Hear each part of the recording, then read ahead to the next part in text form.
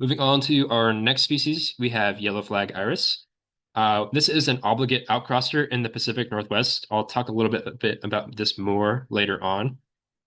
It's native to Europe, Western Asia, and Northwest Africa, and first arrived in the United States in 1771, and eventually made its way up to the Northwest in 1948. All parts of this plant are poisonous to livestock and may cause skin irritation, excuse me, in humans, typically in the form of kind of like a dermatitis, essentially. There are no known cultivars of the species, though there has been many attempts to create one by horticulturalists. Yellow flag iris produces hundreds of seeds per plant each year, and flooding is thought to play a key role in the distribution of rhizome fragments and seeds. So, in its native range, this species can become dominant or weedy, and reproduction through rhizome fragmentation is favored over seed production. So, this is a really big study that Dr. David Gaskin, or excuse me, Dr. John Gaskin of the USDA did here in the Pacific Northwest in 2016. And this essentially is showing us that here in the Pacific Northwest, yellow flag iris is predominantly spread via seeds. In their study, they found that there was some rhizome reproduction, but here in the Pacific Northwest, it is almost entirely seed production, which is pretty big information. Um, and I just wanted to share this slide with you. It's kind of showing some different yellow flag iris infestations from around the world. There's a researcher named Stone who had a really great kind of passage that I'd like to read to you about this. This is from 2009, and they say that pale yellow iris reproduces both vegetatively and by seed. In Poland, reproduction from vegetative fragmentation was more common than seedling establishment. In Montana, reproduction by seed was thought to be more important than vegetative reproduction.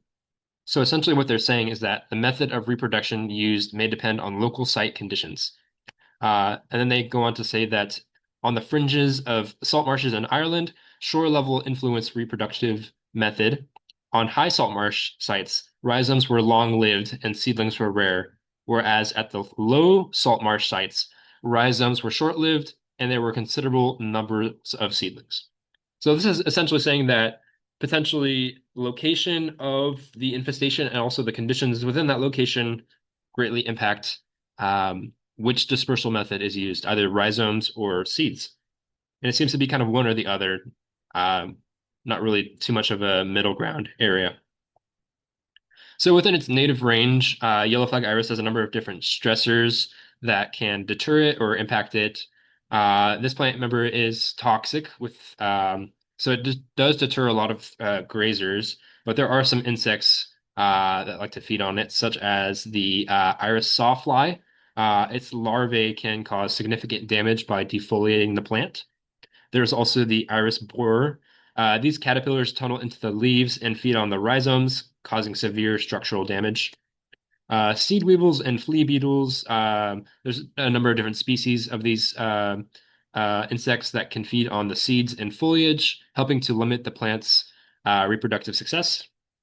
There's also different Lepidoptera species, approximately 10 species of moths and butterflies that can eat this plant essentially. There's also some different pathogens, including the iris root rot. This one gets onto the rhizomes and causes the leaves to turn yellow prematurely. There's also an iris rust. This is a fungal pathogen that can infect the plants. Um, Although the plant yellow iris does have some resistance to this. Also, some native plants can also pose a competitive nature with this plant. Different willow species and also specifically red osier dogwood.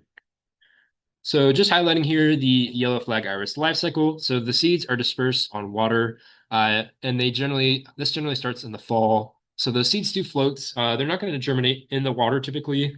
But once the water levels drop in the spring, the seeds are going to make contact with soil, and then they will germinate. Different water inundation and salinity levels can impact germination rates. Oh, excuse me. Um, Seedlings emerge and generally prioritize developing strong root systems first. They are growing in areas where there's fluctuating water levels, so they will develop those root systems first. The plants take generally about 3 years of growing before they can become mature and produce flowers and seeds. And typically there is dieback to the ground each year during fall and winter. These flowers are pollinated by long-tongued flies and bumblebees, and one mature plant produces anywhere from 150 to 600 seeds per season. So getting into some control methods for yellow flag iris, specifically manual and mechanical methods here. Some small infestations of yellow flag iris can be best controlled by being pulled or dug out. You do want to make sure that you're wearing appropriate PPE for this since they do have the toxic resin. Um, and since we know that the seeds are the main uh, dispersal method here in the Pacific Northwest, really making sure that the seed pods are removed is a big step to preventing that dispersal. So in terms of mechanical, you can mow, but again, kind of similar to the purple loosestrife, there can be challenges with that in terms of topography and stuff. You can use covering with yellow flag iris. You will likely need to get permitting if you're covering a large area, since you're covering up shoreline here.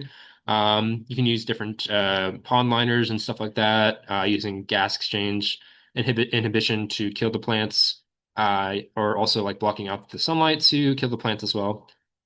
And these, again, you need to bury it and monitor the edges of the tarp. Some chemical control methods here. Um, so you definitely need to make sure you're using aquatically formulated herbicides and having all the proper permitting and licensing. Glyphosates. So with this plant, it is a monocot, which means that only non-selective herbicides will work on this plant. So that's why you want to use something such as like glyphosates. Um, you can use a foliar spray, stem injection, which we kind of talked about with knotweed. Cut stump method. We'll talk a little bit more about that when we get to Scotch broom. This is Oh, we can also use wick whipping too. You can see in that picture there, there's an example of that. So you get an absorbent material such as a sponge or a cloth, and then you use tongs, and you can wipe the herbicide directly onto the plant there. And both the cut stump and stem injection and wick whipping, that's all really good for working in sensitive areas where maybe a foliar spray would not make sense. Maybe you have lots of sedges and cattails and stuff like that. So um, again, these methods also work really well in smaller infestations as well. There's also imazapyr. You can use a foliar spray for that. And fall treatments seem to be the more effective than spring and summer treatments here for chemical control. And this is just a table showing you some of the different concentrations and chemicals and mixes that you can use for chemical control of yellow flag iris.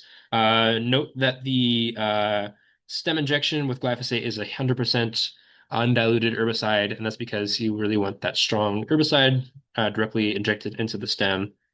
But yeah, those are some of just the different rates here. You can see foliar sprays are generally lower than other methods here. All right. In terms of biocontrol for yellow flag iris, there isn't any really approved for use in the United States, although there are different programs, such as in New Zealand and South Africa, where they are contributing momentum towards these biocontrol species. Um, there is the flea beetle, which has a really high reproduction rate, and they found that during a 3-month study that the number of captive flea beetles increased 5 times when reared on yellow flag iris.